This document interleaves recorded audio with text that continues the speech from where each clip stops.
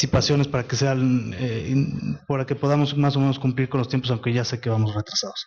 Bernardo Altamirano cuenta con una sólida experiencia del sector público de México. Su última responsabilidad fue Procurador Federal del Consumidor, designado por el entonces presidente Felipe Calderón. También colaboró en la Oficina de Presidencia de la República, en las Secretarías de Educación Pública y de Gobernación, y así como en la representación de México ante la Unión Europea.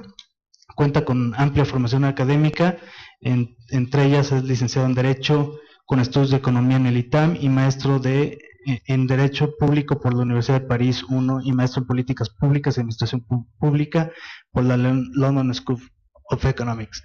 Le doy la palabra. ¿Quieres allá o acá? Como tú quieras. Como tú quieras. Al gusto, sí, por supuesto.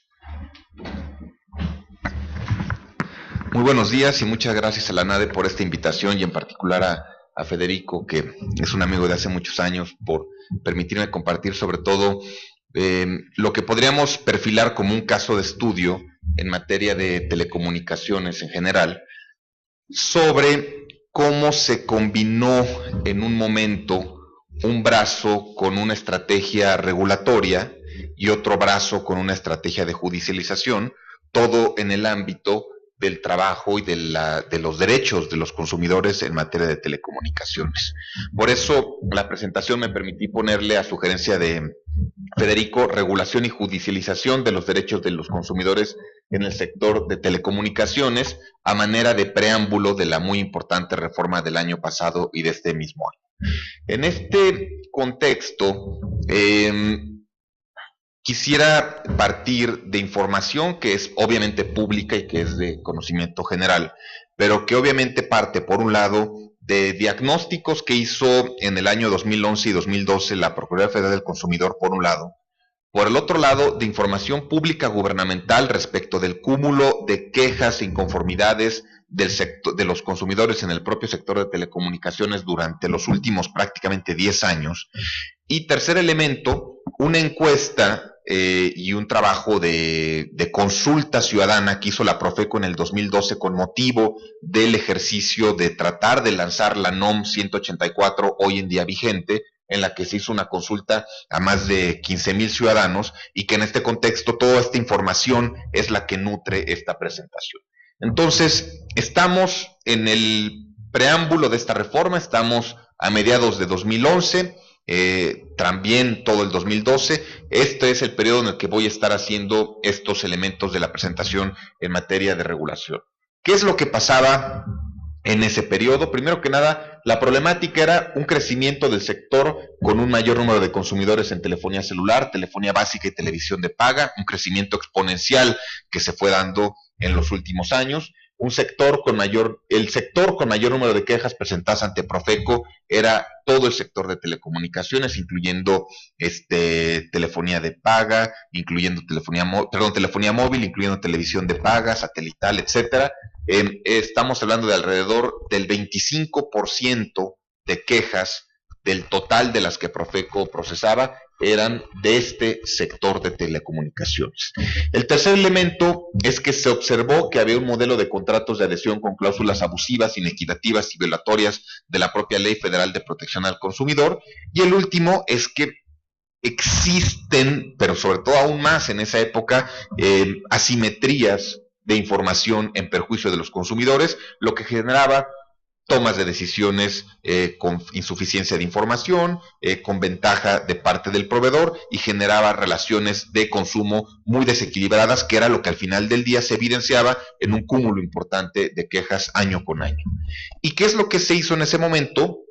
Bueno, por un lado, se trató de tomar medidas correctivas en el ámbito judicial, por un lado, con un conjunto de juicios de nulidad que se promovieron, por el otro lado, las entonces denominadas acciones de grupo, y en el ámbito regulatorio se emprendió la iniciativa para lanzar la NOM 184, que hablaremos un poco más adelante, que es en materia de regulación de contratos de adhesión. ¿Qué es lo que prevalecía?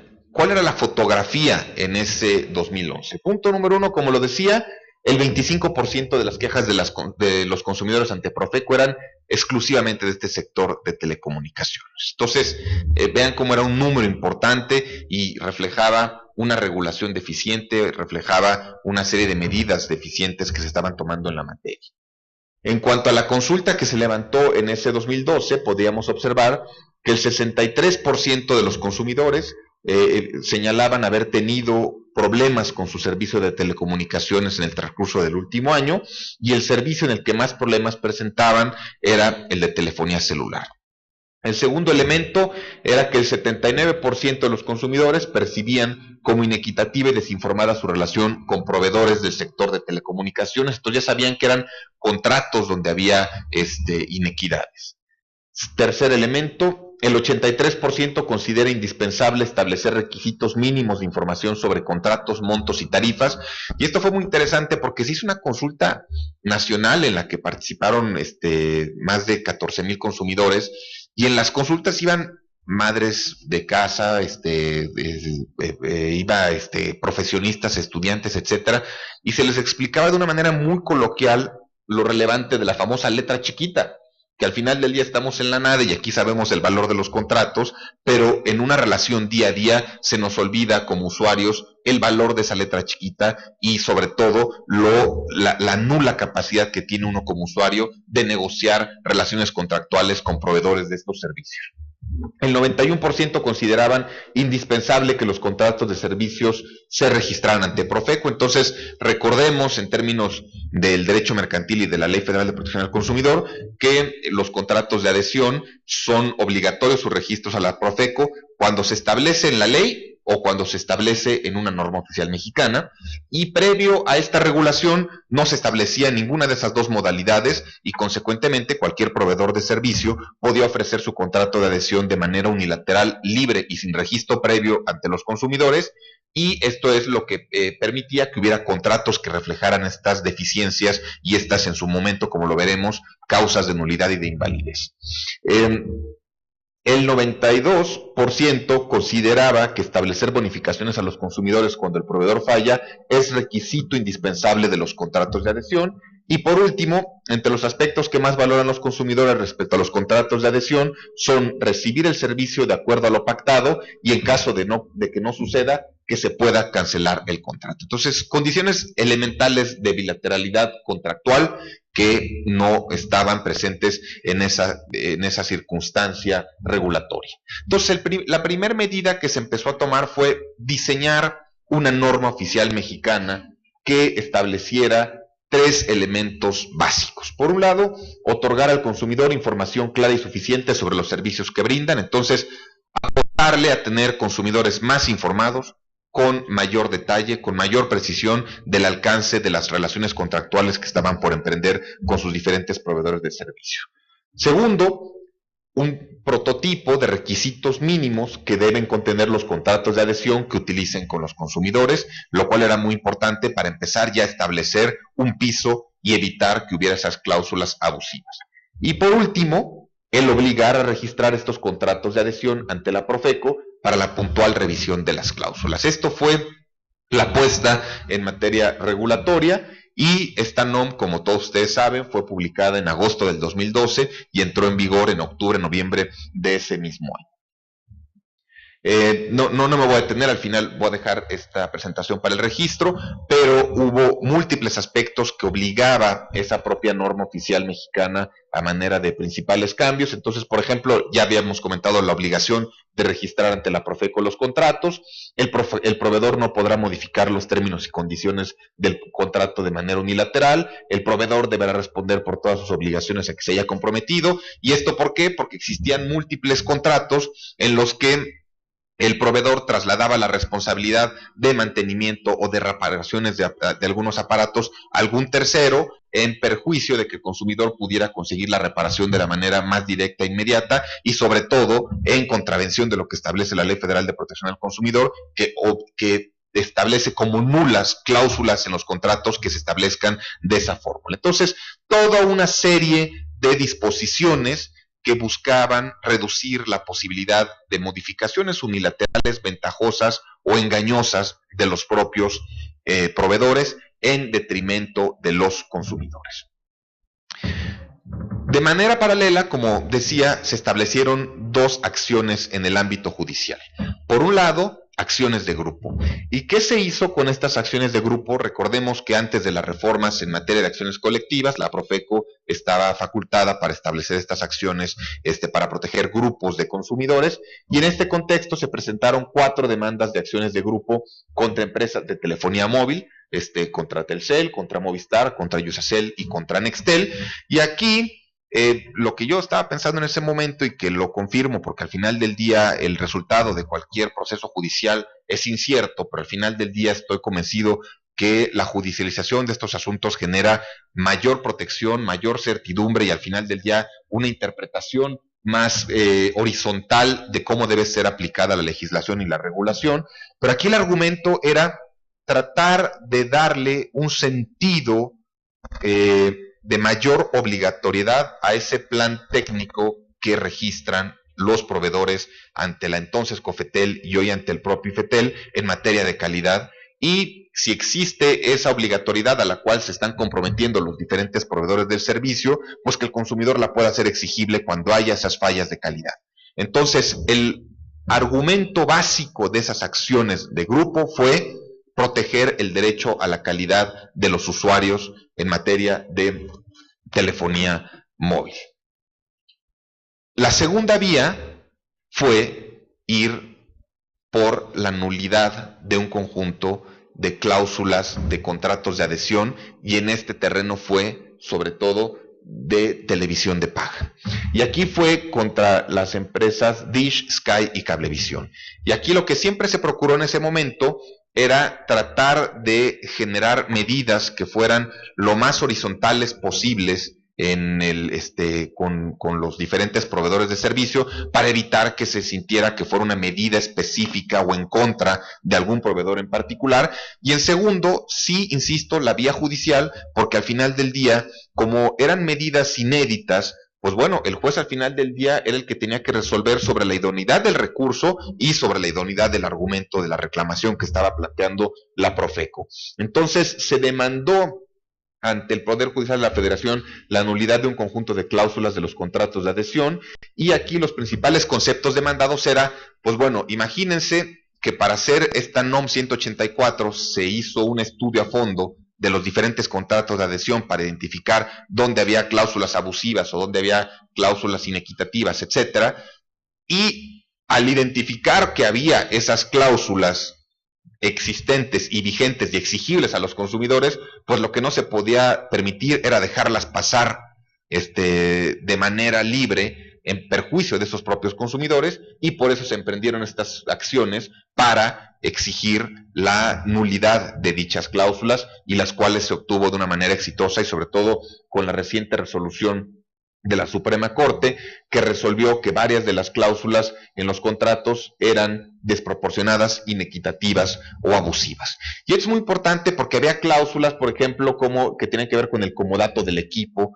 con formas de pago, con uso de datos para fines mercadológicos, reparaciones, mantenimiento, entre otros, que al final sí se considera que fueron abusivas, inequitativas o desproporcionadas, y eso genera mayor equidad contractual. La primera sala de la Suprema Corte ordenó a un tribunal unitario de circuito declarar la nulidad de varias cláusulas del contrato, y dio la razón a la Profeco por estos juicios de nulidad. Como conclusión de esta doble acción en materia judicial y en manera regulatoria, sería que la regulación de la NOM 184, su objetivo era, ante el desconocimiento de esta eventual reforma del 2013, pues bueno, apuntalar mayor competencia con el núcleo de las negociaciones contractuales de las empresas ante la Profeco, que estaban obligadas a registrar sus contratos de adhesión. Y aquí lo que les podría decir de primera mano es que efectivamente ocurrió el síndrome del dilema del prisionero, porque mientras una empresa estaba negociando y tratando de registrar su contrato de adhesión, la otra estaba incierta de qué condiciones y qué modalidades iba a ofrecer la competencia a los consumidores, que iba a resultar más atractiva o menos atractiva, y eso era parte importante de la apuesta en este modelo regulatorio. Entonces, apostarle a mayor competencia desde el ámbito del registro contractual. Segundo, por supuesto, ampliar la protección de consumidores vía judicial, como ocurrió y como lo demostró la reciente resolución de la Corte, reducir asimetrías de información como un fenómeno muy importante y atacar de raíz origen de quejas de los consumidores mediante este tema de cláusulas abusivas, y esto con muchas experiencias previas. Por ejemplo, en el terreno inmobiliario, previo a que existiera la obligación de que los desarrolladores inmobiliarios registraran sus contratos de adhesión ante la Profeco, pues era el segundo sector con mayor número de quejas ante la Profeco, y todo porque el núcleo y el nudo estaba en los contratos de adhesión. Entonces, en la medida que se iban disipando esos abusos e inequidades en los contratos, el número total y final de quejas e inconformidades se fue reduciendo de manera importante, y esa es la apuesta en materia de telecom en el sentido más amplio. Obviamente que hay aspectos de la NOM 184, todos ellos que son reconocidos y replanteados y formalizados en el ámbito legal con la nueva regulación del año pasado, y por supuesto que hay avances también en materia legal con esta nueva regulación, sobre todo en materia de eliminación del cobro de largas distancias, profundizar y consolidar el tema de portabilidad numérica, etcétera. Y ahora, sobre todo en el ámbito de telecomunicaciones, lo que hacemos y lo que estamos por perfilar desde el Better Business Bureau, que es la organización que ahora dirigimos, es una organización que lleva trabajando en Estados Unidos 102 años y que entre algunos de sus socios están del sector telecomunicaciones, está AT&T y está Verizon como empresas nacionales que apoyan al Better Business Bureau. Pero solamente para dar un dato, y si dividimos como tipo de negocio, hay como servicio de telefonía celular y equipo, lo que hace la BBB es que acredita a las empresas en cuanto a que cumplen con un conjunto de estándares y principios de mejores prácticas comerciales y de cumplimiento regulatorio. Es como un acompañamiento, para decirlo en términos fáciles, de un Chief Regulatory Compliance Officer dentro de las empresas, y les ayuda a cumplir con sus diferentes aspectos regulatorios, pero sobre todo también, como no hay Profeco en Estados Unidos, la BBB es la que les ayuda a resolver y atender las quejas de los consumidores.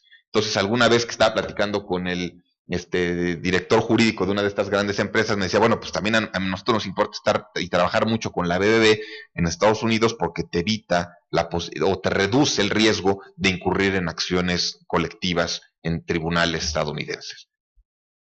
Esta organización, simplemente para acceder a una idea de las quejas, de la cantidad de quejas que procesa anualmente en Estados Unidos, en materia de telefonía celular son prácticamente 38,000, en materia de telefonía fija 31,000, y en televisión por cable satelital son prácticamente 27,000, que siendo un organismo privado ayuda a las empresas a atender mejor estas inconformidades frente a los consumidores y a generar mejores condiciones y mejor confianza en el mercado. Entonces, con estos elementos es el preámbulo que existe a la reforma del 2013 en el ámbito de consumidores, de derechos de los usuarios y de generar contratos de adhesión más equitativos, más transparentes, y sobre todo un registro que sea lo más fiable a la sociedad y que permita mayor competencia. Muchas gracias.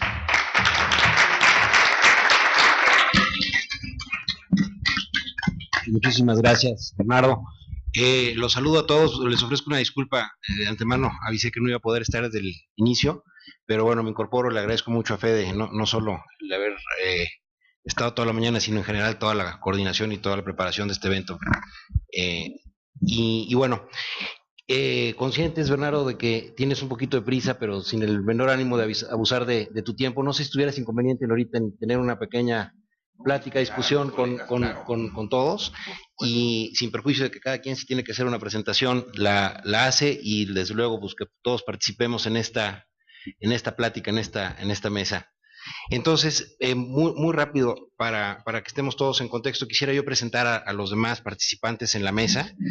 Contamos con la presencia de Gabriel Sekeli, es director general de la Asociación Nacional de Telecomunicaciones AC, y ha participado como autor en diversas publicaciones, tiene amplia experiencia en el sector público, ha sido asesor en la Oficina de la Presidencia de la República, coordinador de asesores en la Oficina del Secretario de Turismo, en 2 administraciones.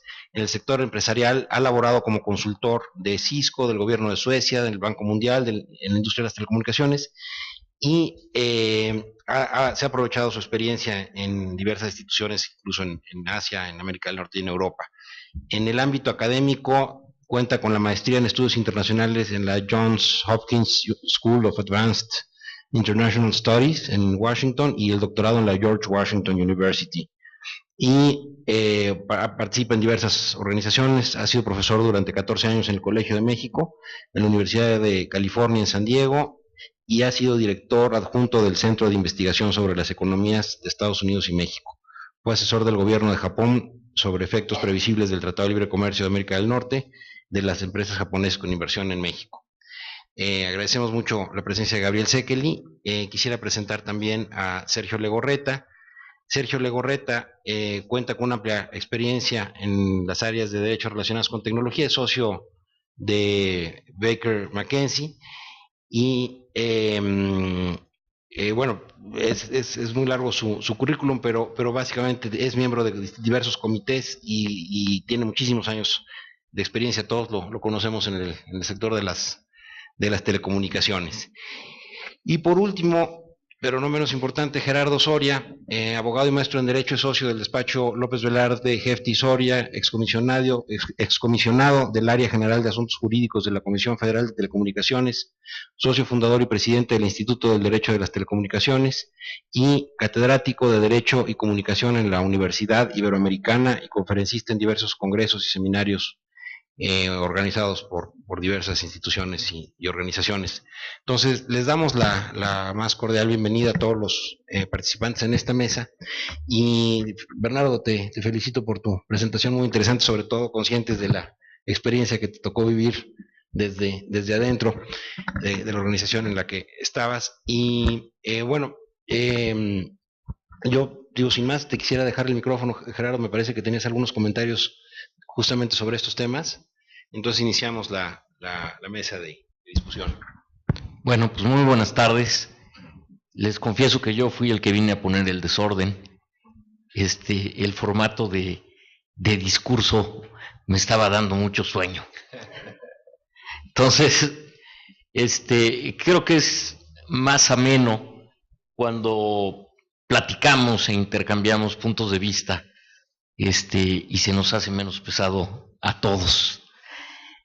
Bernardo, me llamó mucho la atención todo lo que nos platicaste y todo lo que ha hecho la Profeco, pero yo llevo varios años con una gran inquietud. En México, la Profeco es la nana de los consumidores. Es la nana de los consumidores, pero además no tenemos ningún incentivo para ir a quejarnos a la Profeco. Porque vamos a la Profeco y si el proveedor no quiere llegar a un acuerdo con nosotros, tenemos la vía libre para ir a exigir nuestros derechos a tribunales. Y la Profeco les impone una gallarda multa de la que nosotros no vemos un centavo. Entonces, el consumidor no gana nada, pierde su tiempo. Ya sé que me vas a decir que ahora tenemos la gran figura de las acciones colectivas. Sí, pero la gran figura de las acciones colectivas es una tomadura de pelo. Las acciones colectivas, primero, solo las pueden ejercer un grupo de ONGs que se reservaron el derecho en su cabildeo en el Congreso de la Unión de ser ellos los bonitos. Y el gobierno te tiene que palomear quién sí y quién no, porque no vayan a llegar los malvados abogados que pues lo que quieren es ganar asuntos y no. Aquí todos tenemos que ser la Madre Teresa de Calcuta y luchar por la felicidad humana y ser ONGs. Ese es en primer lugar. Después nos vamos con estas ONGs o la Profeco, nos vamos a pelear nuestra acción colectiva. Los contratos hipergandallas, los ganamos. Ganamos todo. Teníamos razón en todo. El juez nos da la razón en todo. Después viene una segunda etapa del procedimiento, en la que tenemos que probar de manera unitaria, es decir, ya no la colectividad, sino cada uno de los miembros que forman la colectividad, cuál fue su daño y perjuicio personal y directo. Prueba tu daño y perjuicio personal y directo por haberte quedado sin señal de Telcel durante 2 días. Pruébalo. ¿Cuál fue? ¿Fue una parte proporcional de mi factura? ¿Y qué tal si soy de prepago? Telcel me va a decir que yo no pensaba hablar esos 2 días. ¿Cuál fue mi daño personal y directo? El cliente que me llamó y que no me pudo encontrar y que le pasó el asunto a otro abogado. ¿Cuál es mi daño personal y directo? ¿La parte proporcional de la factura? ¿Me van a dar 100 pesos después del juicio? ¿Al interés legal me voy a llevar 150 pesotes? No hay en este país punitive damages. No hay daños punitivos. ¿Por qué funcionan las acciones colectivas en contra de proveedores? Digo, no en una relación personal de prestación de servicios, sino de proveedores grandes de este tipo de servicios, telecomunicaciones, electricidad, empresas automotrices. ¿Por qué en otros países sí funcionan? Por los punitive damages. No nos importan los 150 pesos que vamos a ganar. Son los 150 pesos más los 10 millones de pesos para que no lo vuelvas a hacer. Eso funciona. Y eso no lo tenemos en México. En México tenemos a tole con el dedo y una lana. Perdón, y una nana, que es Profeco. Perdón que sea tan directo, sé que fuiste director de Profeco, pues tú haces la mejor de tus chambas con la ley que tenemos, pero lo que es increíble es la capacidad de simulación que tenemos en este país para que parezca que las cosas funcionan cuando en realidad no sirven para nada. ¿Quieres decir algo? Me imagino que sí. Bueno, yo creo que el hecho de que la Profeco sea una nana o no, sin duda alguna es motivo de otro foro en términos de diseño institucional. Yo en lo personal, incluso estando ahí, reconocí en muchas ocasiones que el modelo de protección de los consumidores estaba más que superado y que no era el modelo adecuado. Yo llevo proponiendo muchos años que la Profeco se fusione con la COFESE en materia de que la política de consumidor y la política de competencia son interdependientes y que es la mejor manera de generar mejores, de alinear mejor las políticas públicas, pero al final del día eso ya es un debate en torno a propuestas, entonces eso tal vez sería materia de otro debate. Respecto de las acciones colectivas, también sería materia de otro debate, porque estamos en el terreno de cuál debiera ser el mejor arreglo institucional para que generen mejor reparación del daño ante proveedores de cualquier objeto comercial que generen daño o insatisfacción a grandes grupos de usuarios. En este caso en específico, pues habrá que comentar esto con los legisladores que en su momento tuvieron a bien diseñar este modelo de acciones colectivas vigente, y a la Suprema y al Poder Judicial en materia de cómo interpretan que debía ser el uso de la parte de los grupos sociales de cuanto a representar a los derechos de los consumidores a través de estas acciones.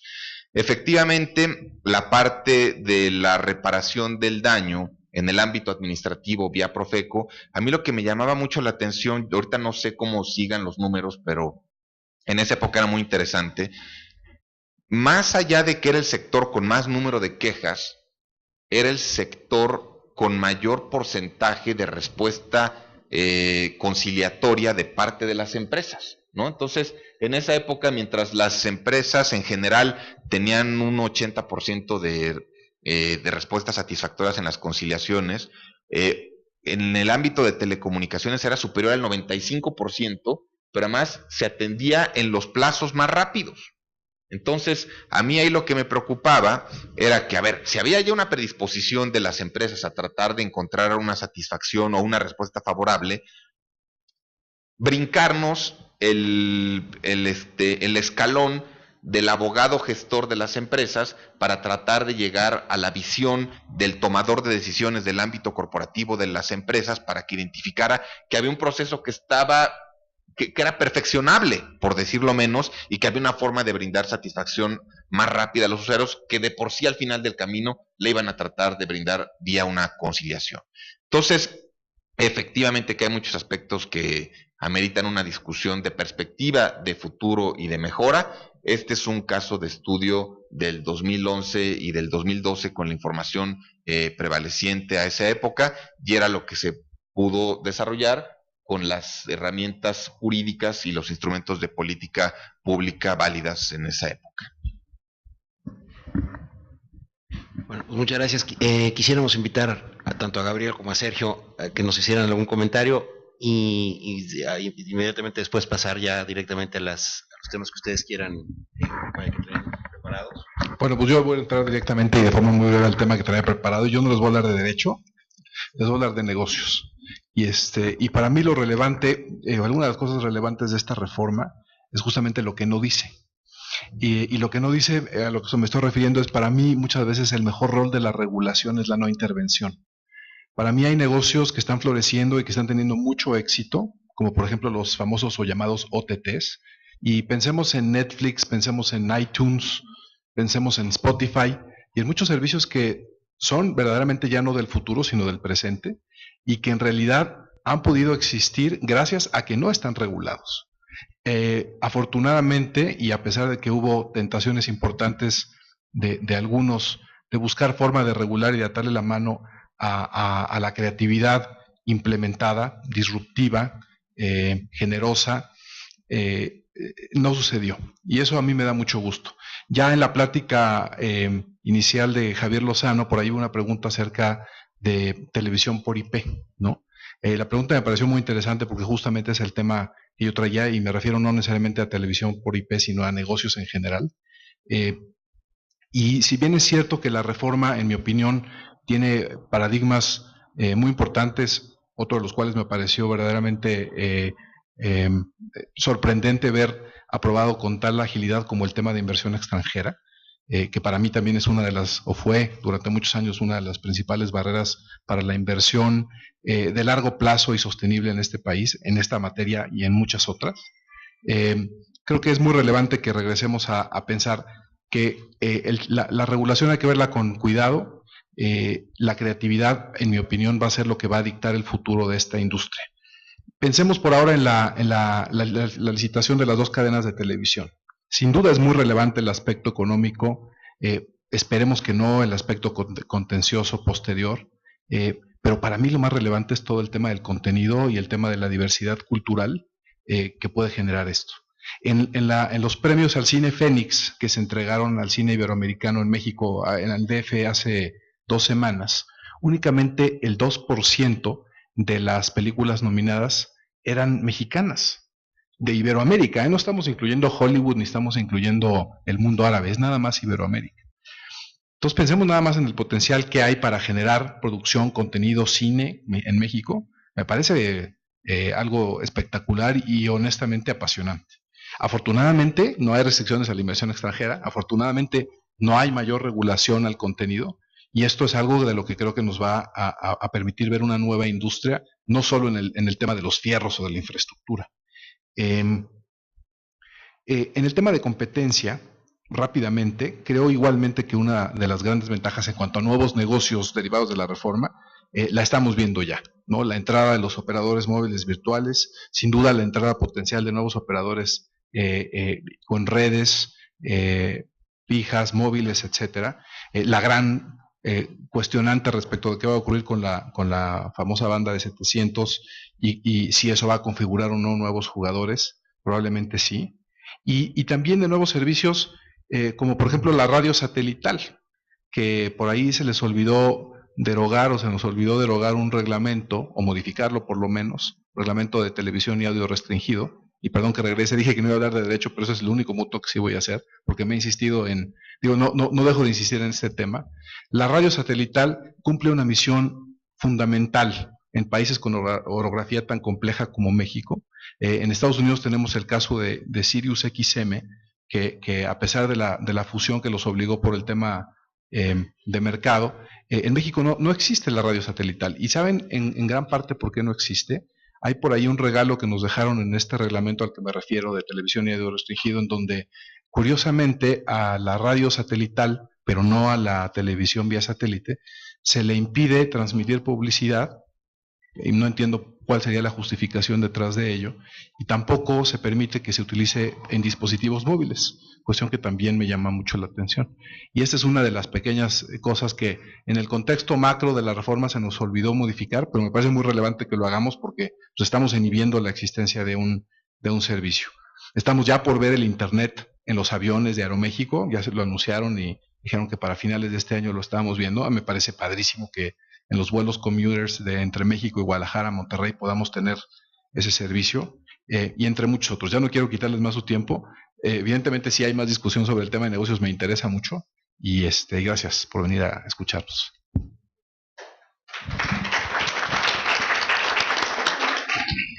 Entiendo que es una primera oportunidad de intervención y la voy a hacer muy breve. Creo que estuvo muy buena la provocación en constructivo de Gerardo, que no hay que dejar de responder, porque depende en qué silla te sientas, cómo tienes que dirigirte a un tema u otro. Entonces, sí creo que desde el sector social en este país hay que cuestionar todo, criticar, exigir, como él lo hizo en su muy buena intervención. Yo creo que también participar, y eso sí no se da en México de la manera que quisiéramos, hay que alentarlo, y el sustento atrás de toda esa exigencia crítica, en fin, tiene que ser que a su vez el ciudadano se compromete, participa, y es más eficaz al final el resultado. Eso es lo que le toca a la sociedad. A las autoridades obviamente les toca, número uno, que se ha discutido mucho esta mañana y que las respuestas no están todas ahí, un diseño institucional adecuado, correcto, para atender los problemas. Tenemos uno nuevo, hay que ver si es el adecuado. Tuvimos otros. Javier Lozano hablaba de su crítica a la autonomía del instituto. No la compartimos algunas personas viendo el sector más desde la parte de observadores académicos. No estoy en mi cachucha de representante de la industria, porque así funcionó muchos años y los resultados que dio son los que no satisfacieron a mucha gente. Entonces, un instituto fuerte, autónomo, puede ser un nuevo modelo adecuado, pero como hemos escuchado, hay varios puntos más que deben de subsanarse para poder decir que es el que va a funcionar. Y de parte de las autoridades también una apertura al aprendizaje y a la conciliación permanentes, y creo que ahí me refiero al caso de Profeco que expuso Bernardo.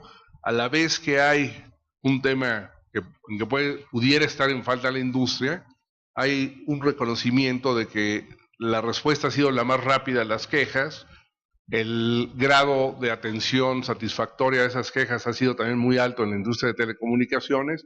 Bueno, ¿qué nos está reflejando entonces los mensajes encontrados que estamos escuchando? Que los temas son mucho más complejos para lidiar con ellos, que a cada quien le toca su papel, y a las empresas, y les puedo decir que eso es el caso que yo observo ahí sí en esta silla privilegiada de trabajar con todas en conjunto.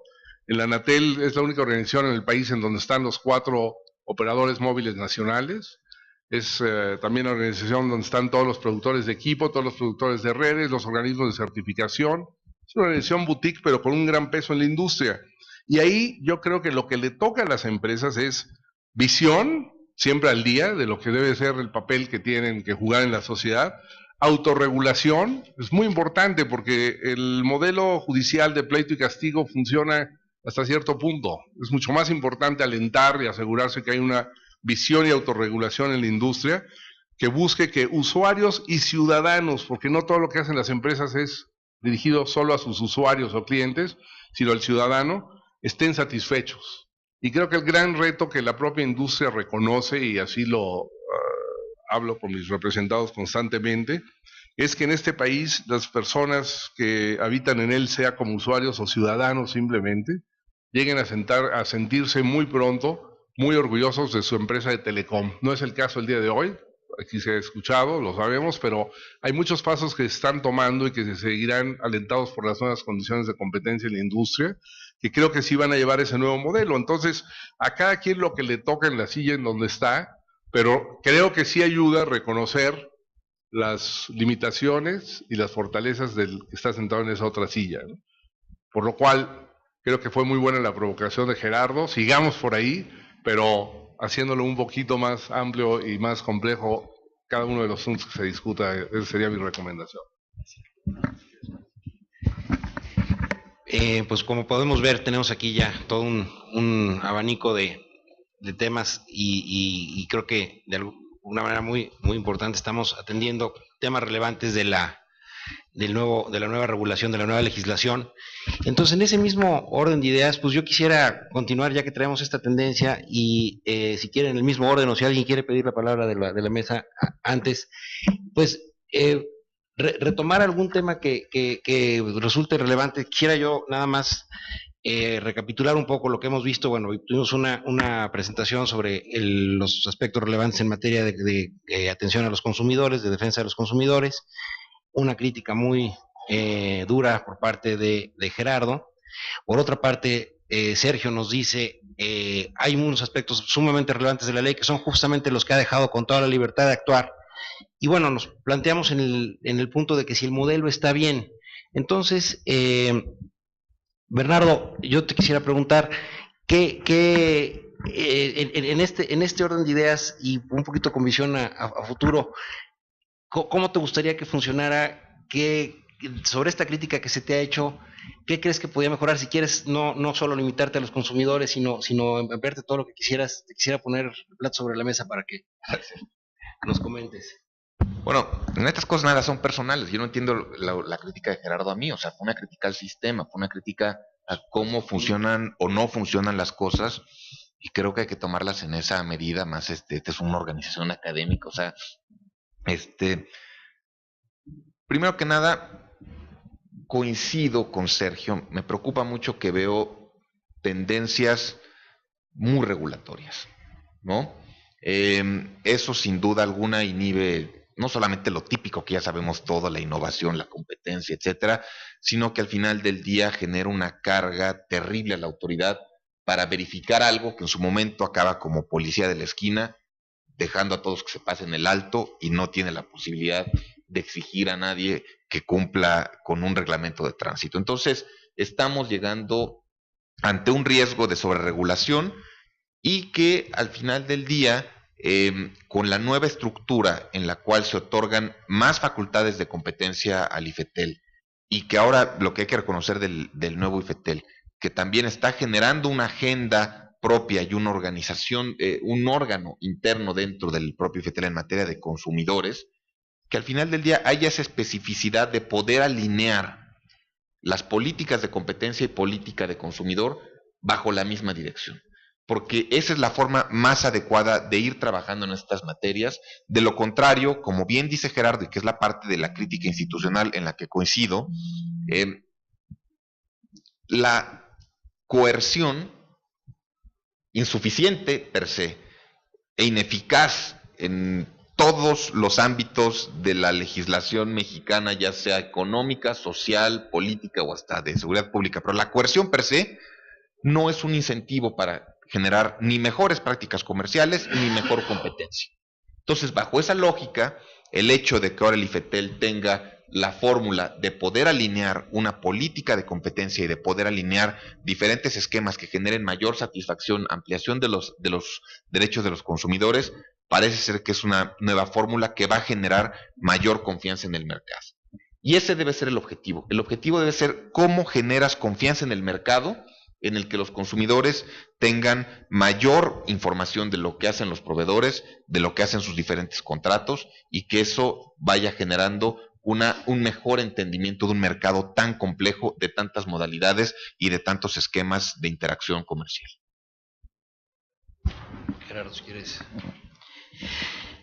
Bueno, pues coincido con Bernardo, con Gabriel y con Sergio en que corremos el riesgo de una sobreregulación. Es más, en algunos casos creo que ya lo tenemos. Sí. O sea, tener la fecha del apagón analógico para el 15 de diciembre, perdón, para el 31 de diciembre de 2015 en la Constitución, me parece el exceso de la sobreregulación innecesaria, porque vamos a caer en una situación que va a ser un caos político. Simplemente si el gobierno no es capaz de repartir todos los televisores que se necesitan y el 1 de enero del 2016 tienen que bajar el switch de la televisión abierta, va a haber millones de gentes que se van a quedar sin televisión. Y yo quiero ver cómo va a reaccionar el gobierno. Evidentemente va a reaccionar subiendo el switch y violando la Constitución. Si de lo que carece este país es de que la ley se cumpla, ¿para qué hacen eso? O sea, lo podían poner en una resolución del IFETEL y luego la cambian. ¿Para qué lo ponen en la Constitución? Otro tema que me parece también muy preocupante, el tema de la famosa red compartida en la banda de 700 MHz. ¿Por qué tiene que estar en la Constitución cuál es el destino que se le va a dar a determinada banda del espectro radioeléctrico a determinadas frecuencias, cuando en una industria en donde la tecnología avanza a pasos agigantados? Y además, ¿por qué el Estado se queda con el monopolio de esa banda para inventarse un Telmex de los 70s, reloaded, con subsidio público, que además va a competir de manera desleal con el resto de las empresas, porque va a pagar 60% menos de derechos por el uso del espectro de lo que van a pagar los demás? Y sí, nos dicen que tiene obligaciones de cobertura en zonas a donde no llegan los demás. ¿De dónde va a sacar el dinero para llegar a esos lugares? De zonas rentables. Pero al mismo tiempo no le pueden vender al usuario final. Entonces, ¿a quién le van a vender? ¿A los actuales operadores o a los revendedores? Simplemente el modelo no va a jalar. Honestamente, no soy economista, el modelo no va a jalar. Y vamos a tener esa banda atorada en la Constitución varios años, cuando lo que nos urge es mayores y mejores servicios, y para eso necesitamos más infraestructura y necesitamos más espectro. Yo creo que esos son, nuestro tema es temas relevantes de la reforma. Esos son dos ejemplos, pero temas relevantes de la reforma nos podríamos pasar días hablando de lo que está bien hecho y de lo que está muy mal hecho.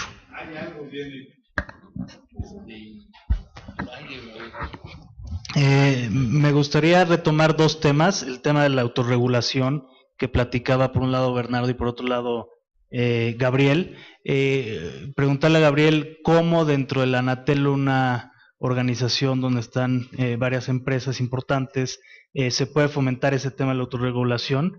Y a Sergio también preguntarle en relación con la regulación, ¿en qué medida la regulación de los MVNOs, que tú has estado muy involucrado en estos temas, que tenemos en la nueva ley, es la correcta? ¿Hasta qué punto se pudo mejorar o no? A mí me llama mucho la atención también la regulación que muchos hablaban de la concesión única, tratar de regular el mercado y que fuera más fácil la entrada al sector. En otros países, como en Colombia, por ejemplo, existe un simple registro y es un tema muy, muy, muy sencillo. Vemos como en otros países de Latinoamérica han avanzado en regulación bastante importante. En México todavía, aún y cuando tenemos una ley reciente, todavía parece que nos hace falta mucho por avanzar. Gracias. Bueno, sí voy a responder a tu pregunta, que es sobre autorregulación, pero en algún momento quiero volver al tema de la sobreregulación, porque ese es el que he preparado. Autorregulación, dos ejemplos. En algunas semanas, muy pocas, estamos por definir la fecha, precisamente la industria, en un esfuerzo por dar a conocer las cosas positivas que se hacen, pero no necesariamente se conocen, presentará a la opinión pública del país un programa que es muy importante, que se incluyen varias categorías destinadas precisamente a mostrar cómo preocupa a la industria, el usuario y el consumidor. Son muchas acciones que estarán bajo un paraguas de 5 categorías. El tema de la privacidad. Acaba de iniciar la consulta ayer pública el Instituto sobre los lineamientos que regirán la relación empresas y autoridades de seguridad pública. Lo hemos dicho en el Congreso, es un tema que nos preocupa muchísimo en un país en las condiciones internas de tensión y de conflicto. ¿Cómo puede ser esto aplicado? ¿Por quién? ¿Con qué efectos potencialmente perversos para el ciudadano? Por eso es que hablamos a veces de ciudadanos, no solo de usuarios. Bueno, es una categoría en la que vamos a anunciar algunas.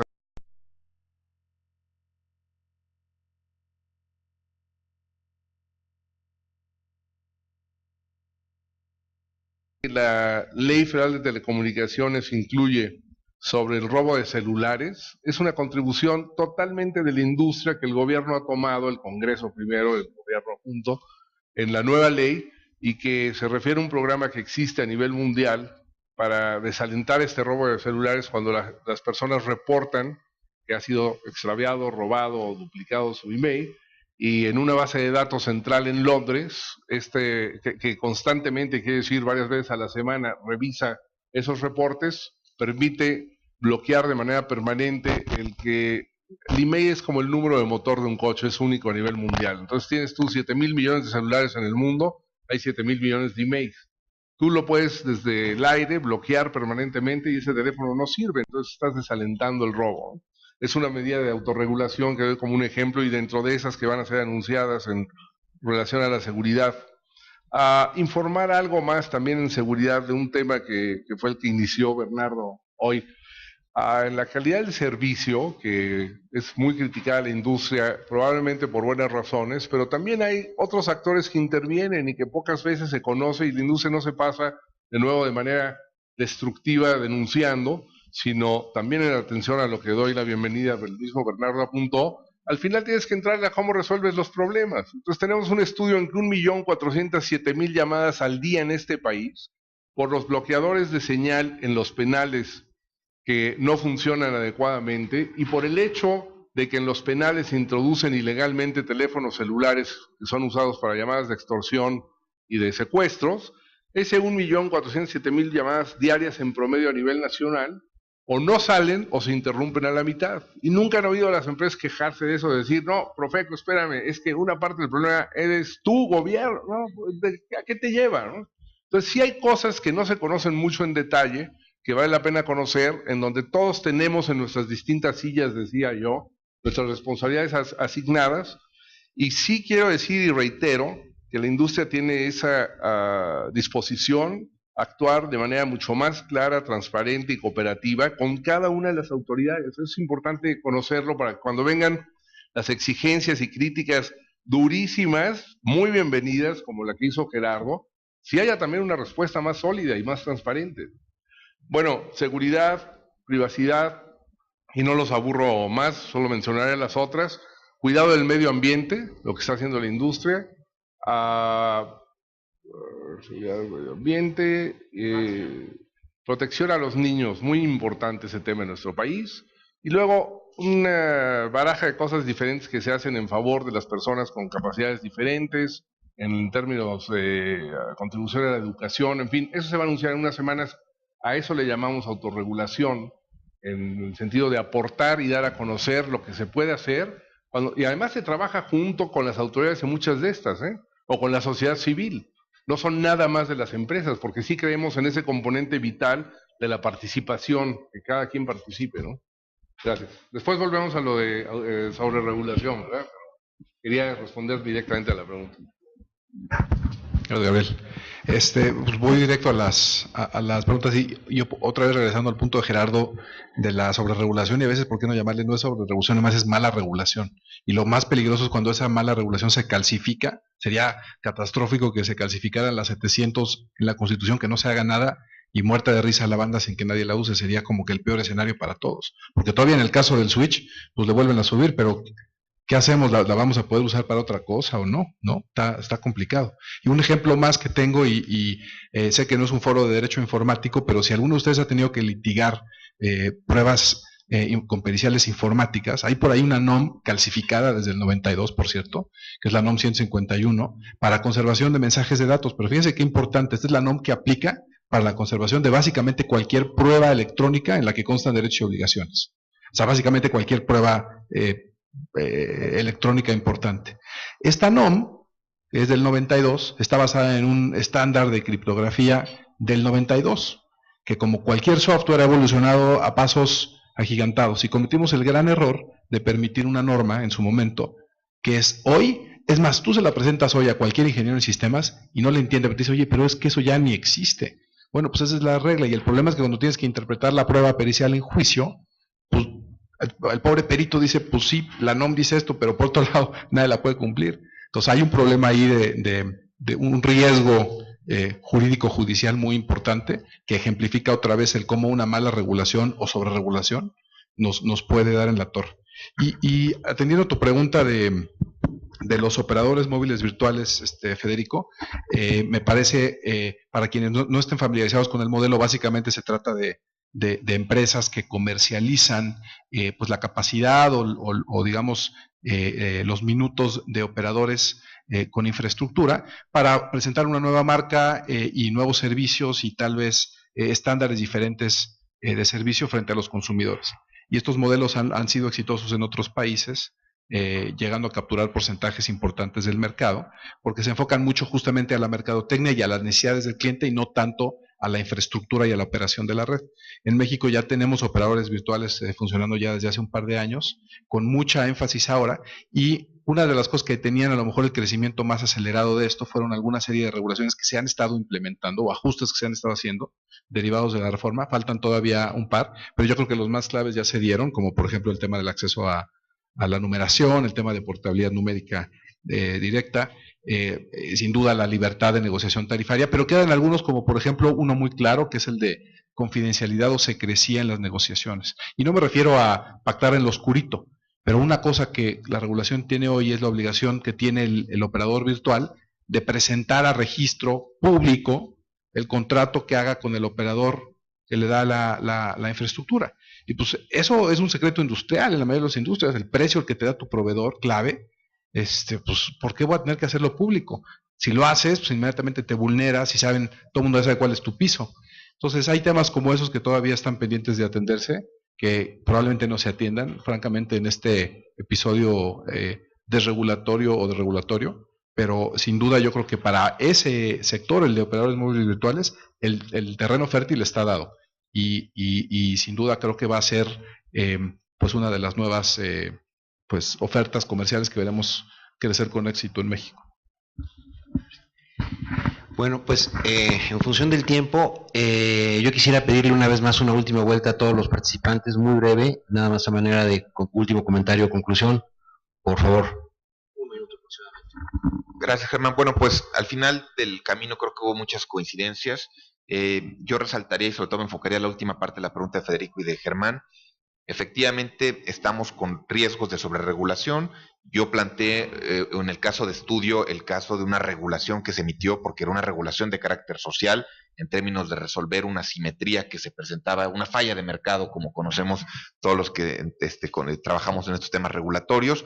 Pero el gran pendiente que plantea Gabriel es muy importante cuando uno habla de autorregulación, es cuál es el diseño de la estrategia de comunicación y de divulgación que haga la industria a la sociedad respecto de asumir que desde la industria se están dando pasos para transformar positivamente una realidad económica y social, independientemente de la agenda que plantea o una constitución o la propia autoridad. Entonces, yo creo que ese es uno de los grandes retos hoy en día, cómo construir esa agenda de comunicación y de divulgación y que al final del día permita al consumidor tener mayor información. Y el último terreno que no se platicó es, si le estamos apostando a generar mayor autorregulación, entonces tenemos que apostarle a mayor libertad de los agentes económicos y mayor confianza en el ámbito judicial, y ahí es donde tenemos que poner la lupa, que los conflictos siempre van a existir y que los conflictos se diriman en los escritorios de los jueces. Pues yo coincido completamente. Tenemos una ley con errores graves como los que acabo de mencionar, pero también tiene muchas cosas buenas. Se incorporaron a la ley temas que fueron un lastre durante los últimos 24 años, que las autoridades, tanto la COFECO como la COFETEL, fueron incapaces de imponer, por ejemplo, una regulación asimétrica al operador con poder sustancial en diversos mercados relevantes en materia de telecomunicaciones. Todo se les caía en tribunales. El sustento legal era relativamente endeble. Creo que ahora tenemos una ley mucho más sólida. Veo oportunidades de negocio, veo la intención del IFETEL de quitar barreras a la entrada al mercado. No veo claramente la intención del IFETEL de desregular a los operadores. Yo creo que hay que desregular en la medida de lo posible, empezando por los no preponderantes. O sea, los preponderantes pues ya tienen su regulación en la ley y en la declaratoria de preponderancia, pero los no preponderantes, los que tienen poca participación en el mercado, déjenlos trabajar, no anden pidiéndoles información a lo tonto. Por ejemplo, estaba escuchando a Miguel hace rato platicando sobre el tema de información contable separada por servicios y todo ese tipo de cosas. Pero eso es importante cuando tienes poder de mercado, para que no estés usando, para que un servicio no te permita subsidiar a otro en donde estés depredando. Pero cuando eres un operador no preponderante, que no tienes poder sustancial de mercado, esa información no le dice nada a la autoridad, en realidad no sirve para nada. Es solo una carga tanto para el operador como para el regulador. Entonces creo que vale la pena que traten de desregular. Tienen un trabajo inmenso, o sea, nada más la lista de cosas pendientes por hacer es abrumadora, pero creo que si de verdad queremos que la industria empiece a caminar con una visión de negocios, hay que desregular lo más posible. Gracias. El último punto que quisiera yo tocar es, y lo pensaba abordar al inicio, ya la verdad se me olvidó, que es el tema del talento. Me parece muy relevante que en este foro, en la NADE y en otros similares, estemos conscientes de que hay una necesidad constante de talento de abogados expertos en estos temas. Y hablo de telecom y hablo de tecnología, porque la verdad es que tanto del lado del regulador, en el lado de las empresas, en el lado de los proveedores de servicios, en el lado de los proveedores de hardware, de software, donde veamos, cada vez más hay necesidad de ponernos a la altura, porque eso nos va a ayudar a exigir una mejor regulación y a exigirnos más a nosotros mismos como industria y como usuarios y como todo. Si somos desconocedores de la materia como expertos en leyes, pues nos va a costar mucho trabajo ser más exigentes. Entonces, hay escuelas que ya han hecho un excelente trabajo en integrar a sus planes de estudios estos temas, pero pues yo los invito a que lo tomen a ustedes en sus despachos, en sus empresas, como un tema en donde, créanme, sí hay negocio, y hay muchas oportunidades también para nosotros como abogados en el foro. Gracias. Bueno, pues este es un tema de sobreregulación que no involucra a una gran autoridad central y todopoderosa, sino en este caso a las autoridades locales. Déjenme hablar brevemente del contexto. La conectividad en el país, que es una de las grandes metas de la reforma y de las leyes. Necesitas tres cosas: espectro, y tienes una subasignación terrible de espectro en el país. 19% de lo que recomienda la UIT que se debió haber asignado ya. Gran materia pendiente, y no es de las empresas, es de las autoridades. Luego, Tenemos una situación en donde el 115 constitucional otorga ese poder enorme a los municipios de si quieren, se instala infraestructura, que es de lo que voy a hablar, y si no, no, o en qué condiciones, con qué aportaciones, que pueden ser legales o no, en ocasiones. Y que creo que es un reto para esta institución y el Colegio de Abogados. ¿Cómo damos respuesta a esto? El IFETEL, entre la lista enorme e interminable de lineamientos que tiene que emitir y que algún día lo hará, pero no sabemos cuándo, porque nadie lo puede hacer todo al mismo tiempo, tiene que emitir estos para la instalación de infraestructura. Vean el artículo 5, muy bien redactado, pero que no deja de tener sus contradicciones y que ustedes saben por qué. Y la fracción 45 del artículo 15 de la ley sobre este aspecto de los lineamientos para infraestructura. Y necesitas, resolviendo eso, espectro, el tema que estoy diciendo que no es fácil, políticas públicas que fomenten la conectividad. Creo que Mónica Aspe les habla de eso hoy, lo obvio. Pero ¿qué tenemos en el país al final? Tenemos una situación en donde en varios estados de la República, menciono 3 casos o entidades, perdón, porque está el DF incluido, también Aguascalientes y Jalisco, hay legisladores con iniciativas para una legislación más restrictiva, donde no se podrá instalar antenas, radiobases, en fin, en residencias y en una serie de lugares si no cumplen con una larga lista de requisitos.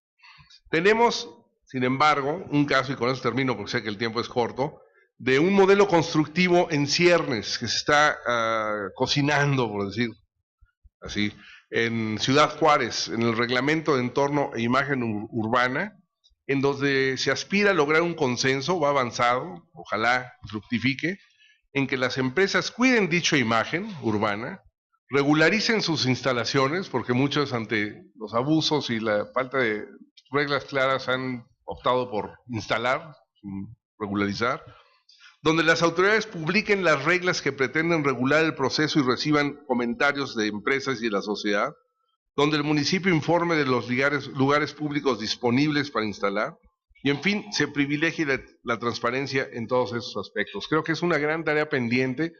Ustedes son abogados, yo no, a lo mejor sabemos pocos no abogados aquí, pero el 115 institucional sí lo entendemos todos, y también los problemas que puede crear.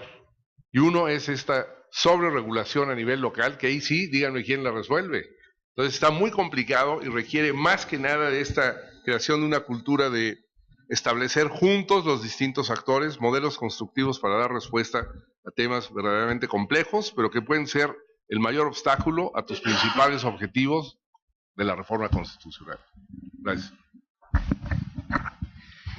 Bueno, pues lamentablemente el tiempo no nos permite extendernos en todos y cada uno de los temas. Creo que de cada uno podemos hablar muchísimo. Entonces quisiera yo terminar esta mesa, no sin antes agradecer mucho a todos los participantes y bueno, darles un reconocimiento por parte de la NADE y también, como es usanza en esta institución, digo, en muchas partes se da un pequeño reconocimiento, algún recuerdo físico. Aquí en la NADE lo que hacemos, ya lo comentó seguramente Federico antes, es dar un donativo a Proeducación INAP. Entonces, por favor, ténganlo considerado como su regalo. Entonces, les entregamos su reconocimiento. Bernardo, muchísimas gracias. Gracias.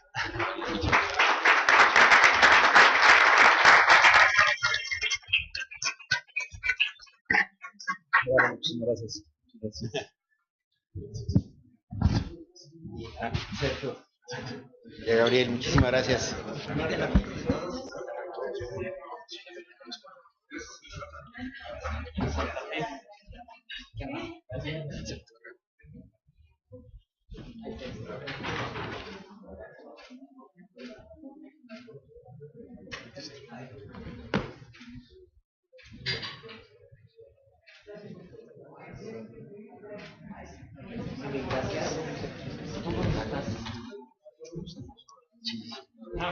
Hacemos una pausa de 5 minutos y comenzamos cuanto antes, por favor, con la siguiente presentación.